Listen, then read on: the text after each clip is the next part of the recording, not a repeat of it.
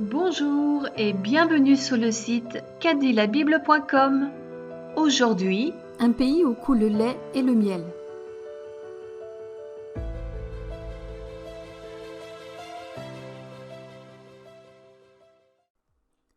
Dieu a promis un pays où coule le lait et le miel. La première mention du miel dans la Bible se trouve dans Exode 3, verset 8, qui dit « Je suis descendu pour le délivrer de la main des Égyptiens et pour le faire monter de ce pays dans un bon et vaste pays, dans un pays où coule le lait et le miel, dans les lieux qu'habitent les Cananéens, les Héthiens, les Amoréens, les Phéréziens, les Héviens et les Jébusiens. » Les commentateurs bibliques disent que le lait et le miel symbolisent la richesse et la fertilité. Et la première mention l'associe au fait de l'obtenir en étant délivré des Égyptiens, qui symbolise le monde, le péché. D'ailleurs, comment le lait et le miel peuvent-ils couler dans un pays ? Le mot « couler » en référence Strong 2100 veut dire couler, jaillir, déborder. Mais c'est une abondance qui n'est pas que naturelle. Elle est aussi surnaturelle. Elle vient de Dieu en personne. Le miel est fréquemment utilisé dans la cuisine orientale. Avec son goût agréable et nutritif, il est aussi connu pour ses bienfaits pour la santé et le corps. Le lait est indispensable pour nourrir les petits bébés et on le retrouve souvent dans nos repas sous une forme ou une autre, donc béchamel, yaourt, fromage, etc. Dans Job 10, verset 10, il est écrit « Ne m'as-tu pas coulé comme du lait ? Ne m'as-tu pas caillé comme du fromage ?» Le lait sert à la croissance d'un bébé, mais ce verset nous rappelle que Dieu nous a formés dans le sein maternel pour croître de l'état embryonnaire à celui d'un corps physique, du liquide à une substance tangible et ferme, bref, comme du lait caillé. Dieu désire aussi que vous ayez un corps sain et fort. Cela fait aussi partie de la prospérité. Ésaïe 60, verset 16 dit, en parlant d'Israël, « Tu suceras le lait des nations, tu suceras la mamelle des rois, et tu sauras que je suis l'Éternel, ton Sauveur, ton Rédempteur, le puissant de Jacob. » Le lait symbolise ici les richesses naturelles et financières. Mais il y a aussi une autre signification. Dans 1 Corinthiens 3, verset 2, il est dit « Je vous ai donné du lait, non de la nourriture solide, car vous ne pouviez pas la supporter. Et vous ne le pouvez même pas à présent, parce que vous êtes encore charnel. » Dans ce contexte, le lait symbolise un enseignement pour des gens immatures, car ils sont devenus charnels. Donc charnel veut dire que les gens se fient à leurs 5 sens, donc sentir, toucher, goûter, voir, entendre, et qu'ils ne vivent pas par la foi. Dieu désire en effet que l'on se nourrisse constamment de sa parole pour que l'on grandisse dans la connaissance de lui. Ésaïe 66, versets 10 à 12 dit « Réjouissez-vous avec Jérusalem, faites d'elle le sujet de votre allégresse, vous tous qui l'aimez. Tressaillez avec elle de joie, vous tous qui menez deuil sur elle, afin que vous soyez nourris et rassasiés du lait de ses consolations, afin que vous savouriez avec bonheur la plénitude de sa gloire. Car ainsi parle l'Éternel, voici, je dirigerai vers elle la paix comme un fleuve, et la gloire des nations comme un torrent débordé, et vous serez allaités, vous serez bras, et caressés sous les genoux. » Donc là encore, le lait montre la consolation. En fait, Dieu désire prendre soin de vous à tous les niveaux. Le lait vient surtout des chèvres, qui symbolisent la prospérité. Bon, il n'y a pas que les chèvres, bien sûr. Mais les contemporains d'Abraham, Isaac et Jacob jugeaient le niveau de prospérité d'un homme par le nombre de bêtes qu'il possède. Maintenant, regardons un petit peu le miel et la crème. Qu'est-ce que cela signifie ? Ésaïe 7, verset 15 dit « Il mangera de la crème et du miel, jusqu'à ce qu'il sache rejeter le mal et choisir le bien. Selon les commentateurs bibliques, ce passage messianique, donc qui parle du Messie, annonce l'enfance de Jésus en sous-entendant qu'il traversera une période où il devra apprendre à choisir le bien. Ça ne veut pas dire que Jésus a péché, mais simplement qu'il a dû apprendre à faire des choix. La crème, c'est du lait épaissi. Le lait et le miel sauvage symbolisent une vie simple et réduite au repas le plus simple. Les commentateurs pensent que cela annonce une période de privation, une période de fuite ou une occupation étrangère. En effet, la crème devient un élément essentiel du repas lorsqu'il n'y a pas de produits agricoles. Or, Jésus naquit lorsqu'Israël était sous occupation romaine. Et lorsque Jésus était enfant, sa famille dut fuir en Égypte. On le voit dans Matthieu 2, verset 13, qui dit « Lorsqu'ils furent partis, voici, un ange du Seigneur apparut en songe à Joseph et dit « Lève-toi, prends le petit et sa mère, fuis en Égypte et reste-y jusqu'à ce que je te parle, car Hérode cherchera le petit enfant pour le faire périr. » Alors, quel lien il y a-t-il pour le faire périr? Alors, quel lien il y a-t-il entre le miel et la manne? Dans Exode 16, verset 31, il est dit « La maison d'Israël donna à cette nourriture le nom de manne. Elle ressemblait à de la graine de coriandre. Elle était blanche, il y avait le goût d'un gâteau au miel. » La manne est associée à la parole de Dieu.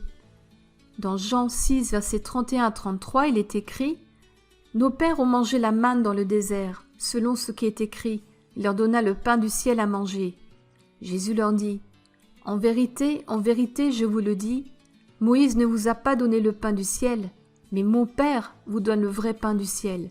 Car le pain de Dieu, c'est celui qui descend du ciel et qui donne la vie au monde. » Dans un autre passage, Jean 6, 34, il est écrit « Ils lui dirent « Seigneur, donne-nous toujours ce pain. Celui qui vient à moi n'aura jamais faim, et celui qui croit en moi n'aura jamais soif. » Jésus est le pain de vie au goût de miel. Il est doux. Matthieu 11, versets 28 à 30, Jésus nous dit « Venez à moi, vous tous qui êtes fatigués et chargés, et je vous donnerai du repos. Prenez mon joug sur vous et recevez mes instructions, car je suis doux et humble de cœur, et vous trouverez du repos pour vos âmes. Car mon joug est doux et mon fardeau léger. » Jésus est doux, il vous aime et désire que vous le preniez comme pain de vie dans votre vie. Son pain a le goût de miel, il est doux, il n'est pas amer. Alors, y aurait-il un jeu de mots? Il y a une histoire dans la Bible qui donne une autre signification. Juge 4, versets 4 et 9 dit « Dans ce temps-là, Déborah, prophétesse, femme de Lapidote, était juge en Israël. Elle répondit donc au roi « J'irai bien avec toi, mais tu n'auras point de gloire sur la voie où tu marches, car l'Éternel livrera Sisera entre les mains d'une femme. » Et Déborah se leva. Elle se rendit avec Barak à Kédesh. Donc pour remettre un petit peu dans le contexte, c'était le roi d'Israël qui faisait face à un ennemi. Il a donc consulté l'Éternel par le biais de cette prophétesse, mais il a voulu à ce que cette prophétesse vienne avec lui au combat. Et c'est pour ça qu'il lui a fait cette réponse, qu'en fait la victoire arriverait par les mains d'une femme et non par lui, puisqu'il a tenu à avoir une femme à ses côtés. Mais il y a un petit détail intéressant. Alors Lapidote, déjà, quand on dit que cette prof de Lapidote, référence Strong 3941, cela veut dire torche au pluriel. Donc c'est le pluriel de flamme, flambeau, torche. Et ce mot Lapidote, on le retrouve dans plusieurs passages.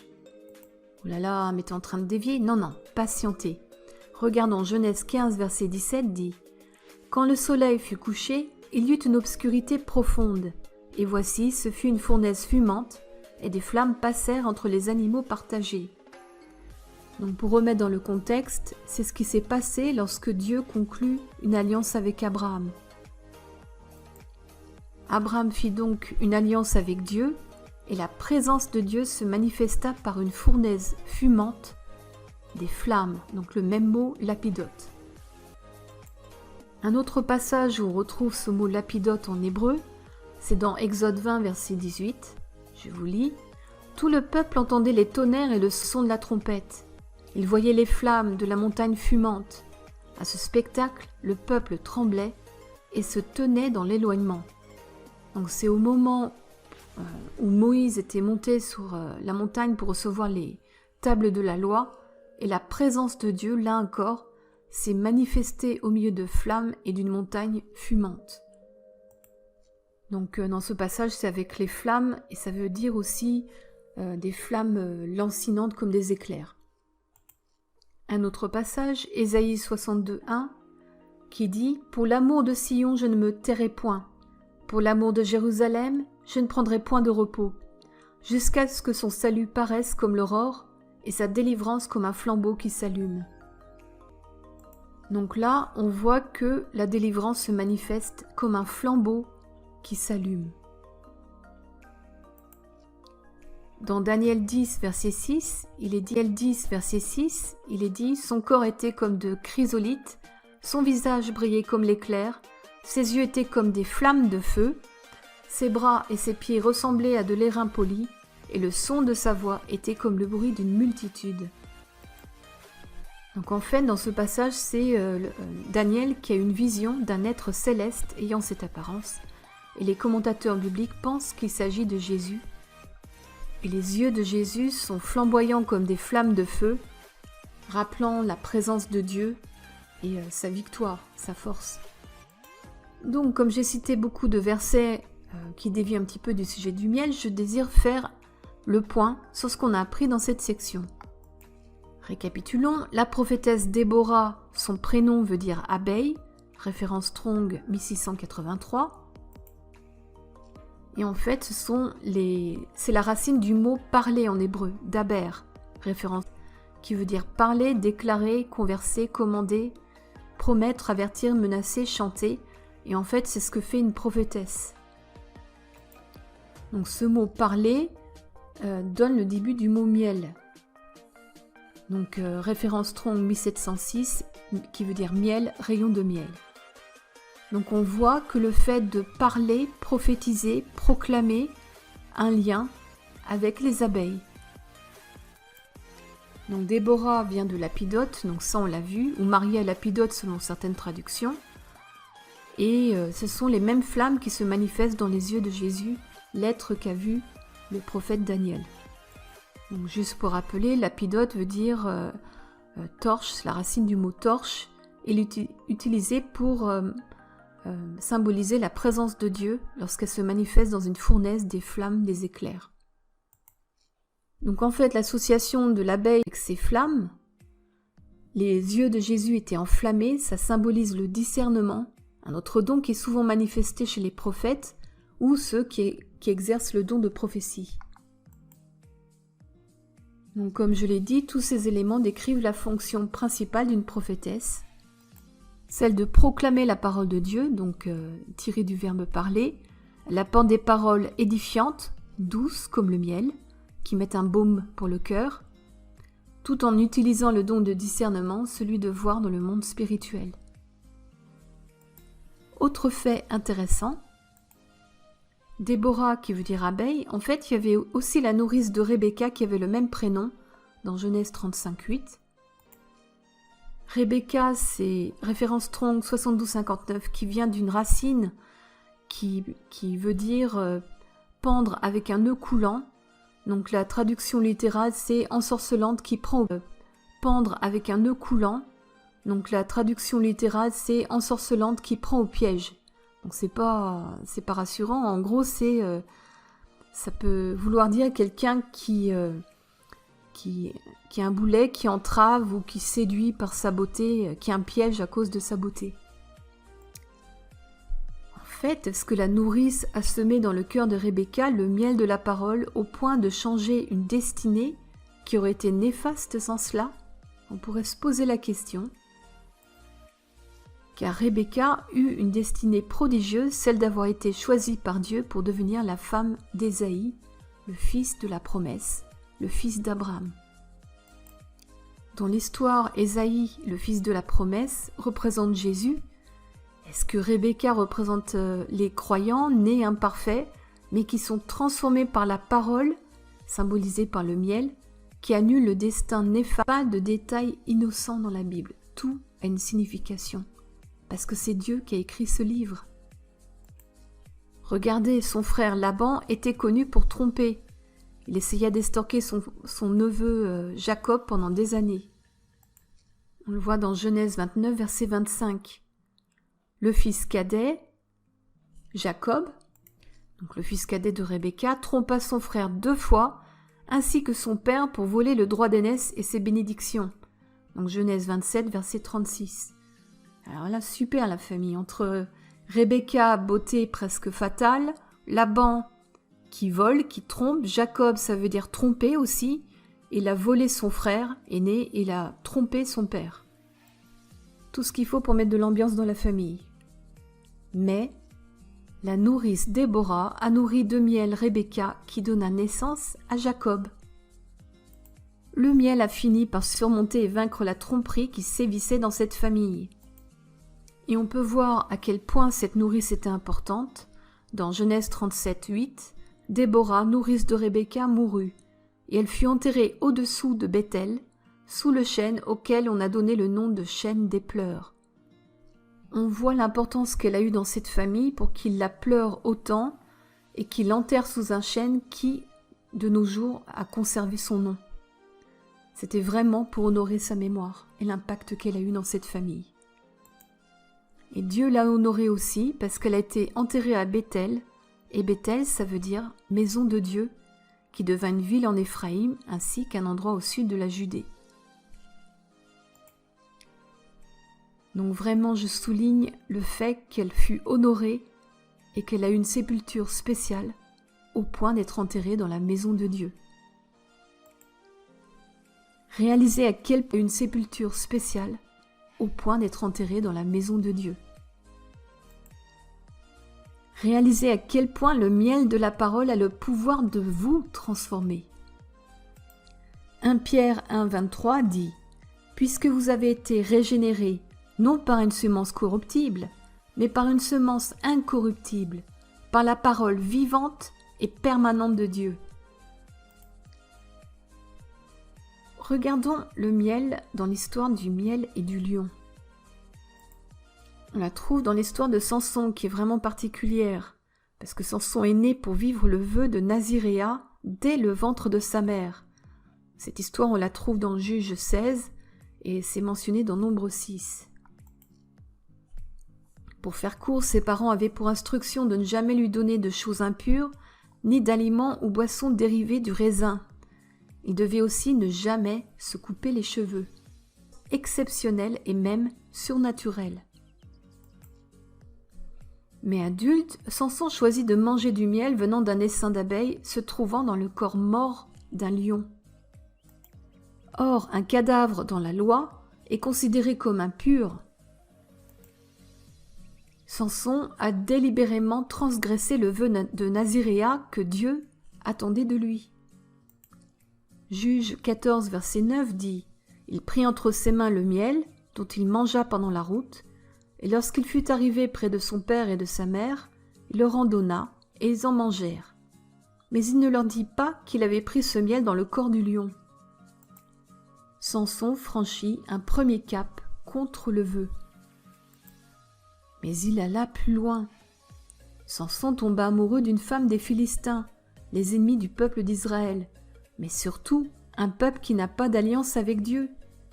On s'en offusquèrent dans Juge 14, verset 3. Son père et sa mère lui dirent « N'y a-t-il point de femme parmi les filles de tes frères et dans tout notre peuple que tu ailles prendre une femme chez les Philistins qui sont incirconcis ?» Et Samson dit à son père « Prends-la moi pour moi, car elle me plaît. » Samson fit la même erreur que le roi Salomon. Il se détourna de Dieu de la même manière, en ayant beaucoup de femmes idolâtres dans sa vie. 1 Roi 11, versets 1 à 2 dit « Le roi Salomon aima beaucoup de femmes étrangères, outre la fille de Pharaon, des Moabites, des Ammonites, des Édomites, des Sidoniennes, des Étienne appartenant aux nations dont l'Éternel avait dit aux enfants d'Israël, « Vous n'irez point chez elles et elles ne viendront point chez vous, elles tourneraient certainement vos cœurs du côté de leur Dieu. » Ce fut à ces nations que s'attacha Salomon, entraîné par l'amour. Et le dernier maillon du vœu se rompit. Samson continua de se battre contre les ennemis d'Israël, mais finit par faire une dernière erreur, celle d'ouvrir son cœur à une femme qui avait accepté d'être payée pour le livrer à ses ennemis. Il lui révéla le dernier maillon qui maintenait encore un lien avec le vœu de l'Éternel, ses cheveux qui n'avaient jamais été coupés. Ce fut la fin pour lui. Donc Samson fut trahi par la fameuse Dalila, et les Philistins le capturèrent, lui crevèrent les yeux, et il fut esclave pendant des années. Mais ses cheveux repoussèrent, il fit une dernière demande à Dieu, celle de se venger de ses ennemis. Il utilisa une dernière fois la force surnaturelle de l'onction qui venait de ce vœu, entraînant beaucoup d'ennemis dans sa mort.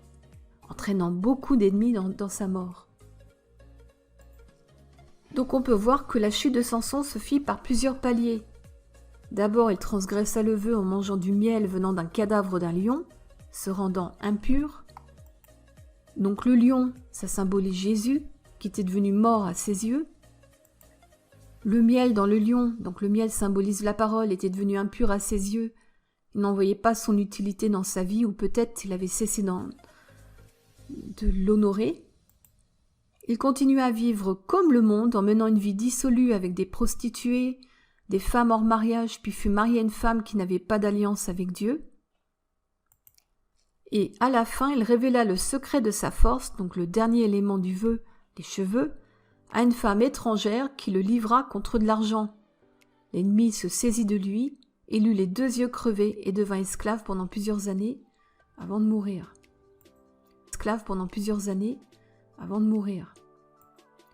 En fait, les cheveux, tant qu'ils ne sont pas coupés, symbolisent une consécration totale à Dieu. C'était l'objet du vœu. Consécration totale à Dieu. En effet, pour couper les cheveux, il faut qu'il y ait une intervention humaine. Il faut couper au rasoir ou utiliser des ciseaux. Donc, couper, c'est une action humaine où on cherche à plaire à Dieu par nos propres efforts au lieu de laisser Dieu agir. On voit Nombre 6, verset 5. On le voit lorsque Samuel a été consacré à Dieu par sa mère. 1 Samuel 1, 11. Elle fit un vœu, donc sa mère, « Je le consacrerai à l'Éternel pour tous les jours de sa vie, et le rasoir ne passera point sur sa tête. » Donc les cheveux symbolisaient le dernier lien de sa consécration. Et il fut rompu. Et en fait, on peut avoir un appel par tomber. On n'est plus la parole, on ne communie plus avec Jésus, on finit par vivre comme dans le monde, et à la fin, on ne dépend plus de la grâce de Dieu. On ne se consacre plus du tout à Dieu. L'onction diminue et finit par devenir une parodie sans puissance. Et très souvent, cela arrive quand on laisse une faute, une culpabilité nous envahir et qu'on ne pardonne pas. On n'ose plus revenir à Dieu et on laisse le péché faire un effet boule de neige et à la fin on chute.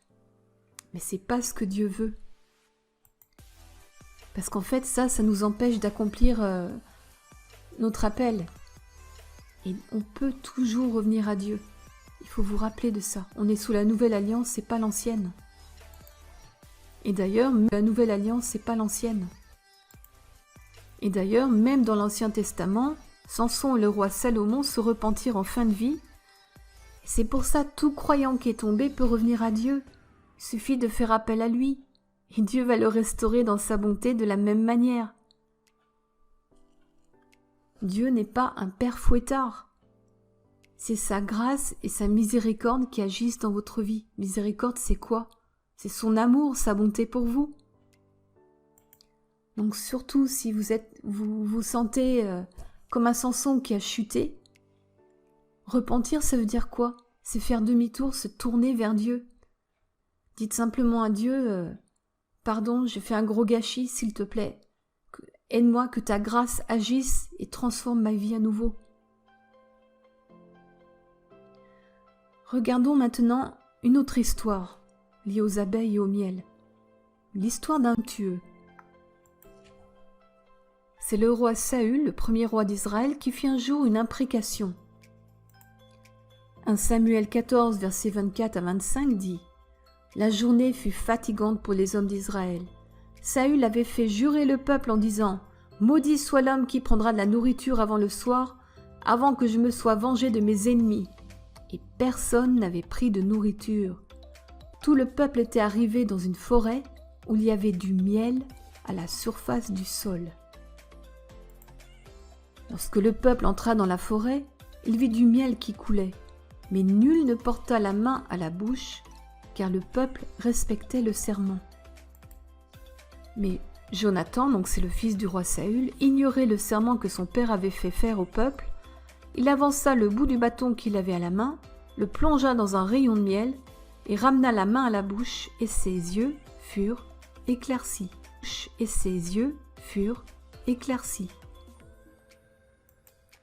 Alors quelqu'un du peuple lui adressant la parole dit « Ton père a fait jurer le peuple en disant « Maudit soit l'homme qui prendra de la nourriture aujourd'hui. » Or, le peuple était épuisé. Et Jonathan dit « Mon père trouble le peuple. Voyez donc comme mes yeux se sont éclaircis, parce que j'ai goûté un peu de ce miel. »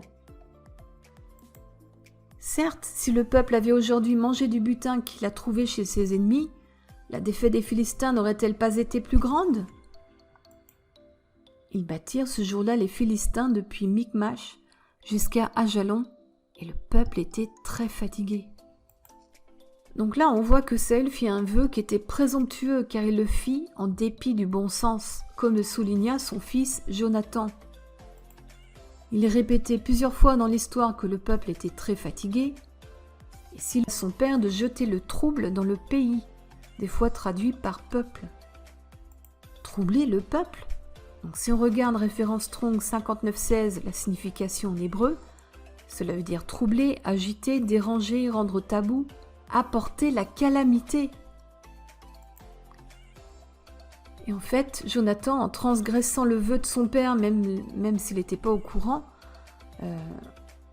a causé beaucoup de dégâts. Parce qu'en fait, après, il y a eu un autre combat et Israël perdit ce combat. Et Jonathan, normalement, aurait dû être mis à mort, puisque son père avait fait comme imprécation que celui qui transgressait le vœu serait mis à mort. Mais le peuple sauva Jonathan. C'est l'histoire qui est expliquée dans 1 Samuel 14, verset 45. Mais c'est un vœu qui les empêcha d'avoir la force de vaincre l'ennemi jusqu'au bout. Et comme Jonathan avait transgressé le vœu et que personne n'avait prévenu Saül, et ils ont perdu le combat d'après. Donc beaucoup de gens périrent et Saül en plus a failli perdre son propre fils à cause de ce vœu. Et c'était un défaut de Saül, il était zélé pour Dieu. Il fit plusieurs choses au nom de l'Éternel, mais qui transgressaient les principes de Dieu et surtout le bon sens. Il en faisait trop, guidé par un sentiment de culpabilité. Et ça a eu des répercussions jusque sous le règne du roi David. On le voit dans Samuel 21, versets 1 à 3. Du temps de David, il y eut une famine qui dura 3 ans.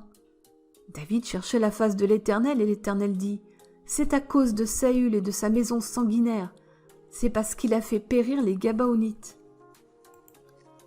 Le roi appela les Gabaonites pour leur parler. C'était un reste des Amoréens. Les enfants d'Israël s'étaient liés envers eux par un serment, et néanmoins Saül avait voulu les frapper dans son zèle pour les enfants d'Israël et de Juda. Dans son zèle, Saül voulut faire périr le peuple des Gabaonites, bien que le peuple d'Israël avait une alliance avec eux.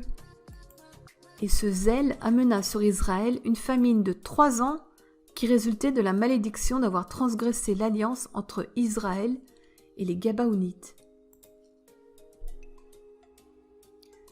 Et lorsqu'il y a eu cette famine, donc le roi David cherchait la face de l'Éternel pour savoir pourquoi il y avait cette famine.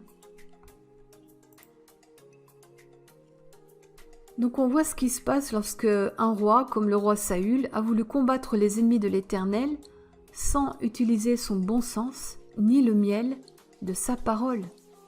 Parce que Dieu a toujours dit qu'il ne voulait pas qu'on transgresse les alliances. Donc le roi Saül a plusieurs fois agi dans sa vie selon la chair et en contradiction avec les principes de Dieu, amenant le trouble dont parlait son fils. Et donc son fils Jonathan avait vraiment fait une bonne analyse. Son père troublait le peuple. Alors le miel, sagesse de l'Éternel. Dans Psaume 19, versets 9 à 11, il est dit « La crainte de l'Éternel est pure, elle subsiste à toujours. Les jugements de l'Éternel sont vrais, ils sont tous justes. Ils sont plus précieux que l'or, que beaucoup d'or fin. Ils sont plus doux que le miel, que celui qui coule des rayons. Ton serviteur aussi en reçoit l'instruction. Pour qui les observe, la récompense est grande. » Donc on voit que les principes de Dieu, sa parole, sont doux. C'est pas des choses qui aigrissent votre cœur ou qui doivent vous peiner. Si c'est le cas, c'est que vous avez une mauvaise compréhension de sa parole. Parce que sa parole, pour vous, le but c'est de vous mettre du baume. Ça doit être doux comme du miel. Et si vous ne comprenez pas une parole et qu'elle vous semble dure, alors demandez à Dieu de vous éclairer, parce que ça veut dire que vous n'avez pas compris son amour. Le miel du rocher. Quoi? Un miel du rocher? Quel est ce rocher? Deutéronome 32, verset 13 dit « Il l'a fait monter sous les hauteurs du pays, et Israël a mangé les fruits des champs. Il a fait sucer le miel du rocher, l'huile qui sort du rocher le plus dur. » Deutéronome 32, verset 3 à 4. « Car je proclamerai le nom de l'Éternel. Rendez gloire à notre Dieu. Il est le rocher. Ses œuvres sont parfaites, car toutes ses voies sont justes. C'est un Dieu fidèle et sans iniquité. Il est juste et droit. » Donc là, on a une explication. Il y a du miel qui sort du rocher. Le rocher, c'est Dieu. Psaume 81, verset 16 dit « Je le nourrirai du meilleur froment. Je le rassasierai du miel du rocher. » Regardez comme Dieu désire que vous soyez rassasiés de quelque chose de doux qui sort de lui. C'est pas une source impure, c'est la source la plus parfaite qui soit. Il désire vous donner quelque chose qui vient de lui. Alors, quel est ce miel? Psaume 119, verset 103 nous donne la réponse. « Que tes paroles sont douces à mon palais, plus... » Et rappelez-vous, nous avons déjà établi le lien entre le mot « parler », « parole » et le miel. C'est la même racine en hébreu. Daber, Déborah, vous vous rappelez? Proverbe 16, 24. Les paroles agréables sont un rayon de miel, douces pour l'âme et salutaires pour le corps. Ce miel, c'est la parole de Dieu. Dieu qui est le rocher, qui fait du bien à votre âme et qui la guérit. Par contre, il y a aussi un mauvais miel. Il y a toujours des imitations. Il y a le bien et le mal, les ténèbres et la lumière. Donc il y a un bon miel et un mauvais miel. Proverbe 5, verset 3 dit « Car les lèvres de l'étrangère distillent le miel, et son palais est plus doux que l'huile. » Et pourtant, l'étrangère, en gros, c'est dans ce contexte, c'est une prostituée ou quelqu'un qui n'est pas ta... En gros, c'est dans ce contexte, c'est une prostituée ou quelqu'un qui n'est pas ta femme.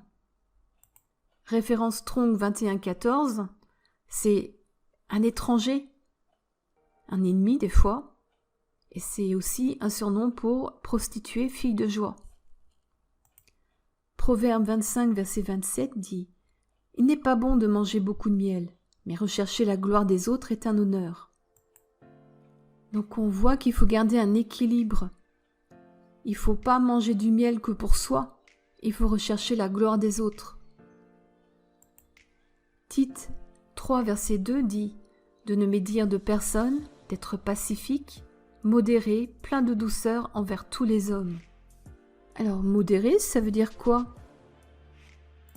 Modéré, la définition, c'est être sobre, être prudent sur ses actions, avoir la maîtrise de ses passions et de ses émotions. Donc en fait, maîtriser nos passions, nos émotions dans ce qu'on dit. Et d'après la référence Strong 1933 pour le mot modéré, cela veut dire douceur, être indulgent, modéré, apparemment être convenable, équitable, approprié, juste, beau, doux, gentil. Donc on revient à la notion d'avoir une parole douce comme du miel, qui édifie, qui apporte de la guérison. Donc en d'autres mots, c'est avoir des paroles douces qui édifient les autres. Donc pour en revenir au proverbe, de rechercher la gloire des autres, et que c'est un honneur de faire ça, ça rejoint ce que dit Jacques 2, verset 8, qui dit « Si vous accomplissez la loi royale selon l'Écriture, tu aimeras ton prochain comme toi-même, vous faites bien. » Donc en fait, le miel, faut pas le garder pour soi. Le but, c'est d'être une bénédiction pour les autres. Et le miel, faut pas le garder pour soi. Le but, c'est d'être une bénédiction pour les autres et d'aimer son prochain comme soi-même. Donc, cela revient au bon miel. On va creuser un peu plus ce sujet. Proverbe 24, versets 13 à 14 dit « Mon fils, mange du miel car il est bon. Un rayon de miel sera doux à ton palais. De même, connais la sagesse pour ton âme. Si tu la trouves, il est un avenir, et ton espérance ne sera pas anéantie. » Voir aussi Psaume 19, 10 et Proverbe 25, 16, etc. Il y a d'autres références sur ce sujet. Donc on voit que le miel est associé à la douceur. Cantique des Cantiques 4, verset 11 disent « Tes lèvres distillent le miel, ma fiancée. Il y a sous ta langue du miel et du lait, et l'odeur de tes vêtements est comme l'odeur du Liban. » Donc on retrouve les deux éléments de la prospérité, de la promesse d'un pays où coule le lait et le miel. Et en fait, c'est une invitation à l'amour, à recevoir l'amour de Dieu et tous les bienfaits qu'il a pour vous. C'est aussi des paroles de louange agréables qui édifient. Et les paroles de la bien-aimée procurent du bonheur. Et dans ce contexte, l'odeur des vêtements, c'est une odeur douce et sucrée rappelant la justice. En fait, c'est faire ce qui est juste. Les croyants doivent exhaler le parfum de Christ. Psaume 133, 2, 2 Corinthiens 2, verset 15, etc. Juge 14, verset 18, donc la deuxième partie du verset. Quoi de plus doux que le miel et quoi de plus fort que le lion? Donc on voit que la douceur est vraiment associée au miel. Et en fait, la sagesse de Dieu est symbolisée par ce miel. Auparavant, la sagesse de Dieu est douceur pour votre âme. Cela veut dire que quand on suit les principes de Dieu, on est en paix, on a de la joie, on se sent bien. Et si on n'applique pas la sagesse de Dieu, eh bien on ne se sent pas bien. C'est déjà un symptôme qu'on n'est pas en train de manger son miel ou de l'utiliser. Jacques 3, verset 13 dit « Lequel d'entre vous est sage et intelligent? Qu'il montre ses œuvres par une bonne conduite avec la douceur de la sagesse. » Donc douceur, référence Strong 42-40, douceur de disposition, gentillesse de l'esprit, docilité, humilité. Une autre preuve que la parole est associée au miel, Ézéchiel 3, verset 3. Fils de l'homme, nourris ton ventre et remplis tes entrailles de ce rouleau, donc un rouleau qui était un livre à l'époque, que je te donne. Je le mangeai et il fut dans ma bouche doux comme du miel. Et on aussi dans le Nouveau Testament. Apocalypse 10, 10, qui dit « Je pris le petit livre de la main de l'ange et je l'avalai. Il fut dans ma bouche doux comme du miel, mais quand je l'eus avalé, mes entrailles furent remplies d'amertume. » Bon, là, c'était un rouleau de jugement, donc c'est pour ça qu'il y avait de l'amertume à la fin, mais la parole au départ est du miel. Jésus veut être votre miel. 1 Corinthiens 1, 30 dit « Or, c'est par lui que vous êtes en Jésus-Christ, lequel, de par Dieu, a été fait pour nous sagesse, justice et sanctification et rédemption. Jésus a été fait, créé pour devenir votre sagesse. Le miel, conclusion. Dieu nous a promis d'entrer dans une terre promise où le lait et le miel coulent. Cela symbolise les promesses de Dieu dont nous devons nous saisir, mais aussi sa sagesse, symbolisée par ces deux éléments, le lait de la parole, la douceur de la sagesse. Dieu nous demande d'en manger quotidiennement. Ces deux aliments font partie de la base alimentaire du peuple d'Israël, notamment la manne. Cette nourriture est spirituelle et vient du rocher de Christ, qui veut être le repos de notre âme ainsi que notre sagesse. Cette nourriture, la parole et la sagesse, nous fortifient, nous édifient et nous guident. Donc c'est le discernement. Rappelez-vous des flammes dans les yeux de Jésus. Nous devons manger le bon miel et non le mauvais. En faisant cela, nos paroles exprimeront la sagesse de Dieu et apporteront un encouragement à ceux qui nous entourent. Il faut se nourrir de sa parole, et c'est de cette manière qu'on obtient sa sagesse, en demeurant en lui et en son alliance, on s'humène. Deutéronome 8, versets 17 à 18 dit « Garde-toi de dire en ton cœur, ma force et la puissance de ma main m'ont acquis ces richesses.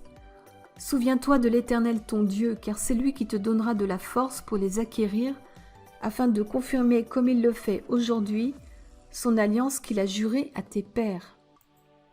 Quand tu es dans l'abondance et le bonheur, n'oublie pas Dieu. Et il faut toujours se rappeler une chose, Dieu vous aime. » Nous vous remercions pour votre écoute et nous espérons vous retrouver sur notre site cadilabible.com.